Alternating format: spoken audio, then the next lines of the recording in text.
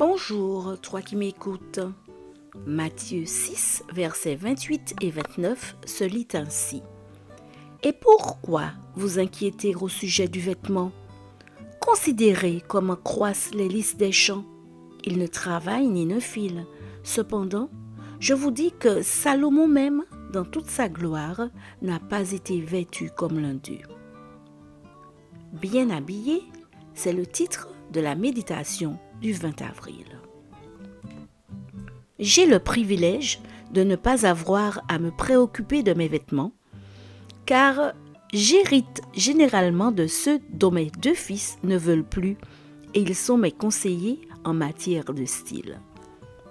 Mais je sais qu'à l'époque biblique, les vêtements étaient tous fabriqués à la main et donc très chers. Aujourd'hui, la plupart des êtres humains peuvent s'habiller beaucoup plus facilement. Mais il y a encore des gens qui dépensent des sommes énormes pour les vêtements. La robe de mariée en diamant, estimée à 12 millions de dollars et considérée comme la robe la plus chère du monde, est un exemple hors du commun. Elle est incrustée de 150 carats de diamants et d'autres pierres précieuses prêtées par Martin Katz, le plus célèbre créateur de bijoux au monde.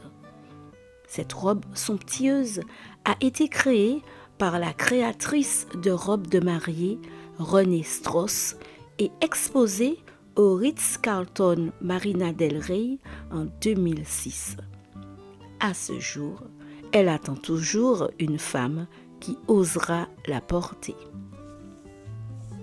À l'époque de Jésus et des apôtres, comme aujourd'hui, de nombreuses personnes étaient classées en fonction de leurs vêtements. Voir Jacques 2, versets 1 à 3. Bien qu'aujourd'hui, vous puissiez louer presque n'importe quel vêtement pour ressembler à ce que vous n'êtes pas, même les vêtements les plus chers du monde ne peuvent pas vous transformer en quelqu'un d'autre. L'importance relative du port de vêtements coûteux est évidente dans le dicton populaire « l'habit ne fait pas le moine ». Paul propose un vêtement tout à fait accessible à tous les budgets et que même les meilleurs couturiers du monde ne pourraient fournir.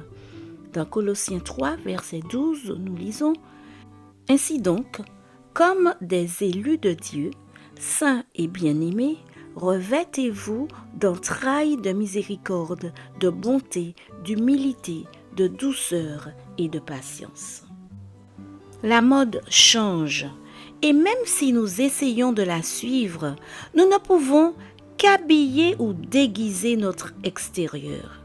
Ce que nous sommes vraiment reste inchangé, quelles que soient nos tenues vestimentaires et le nombre de personnes que nous parvenons à impressionner.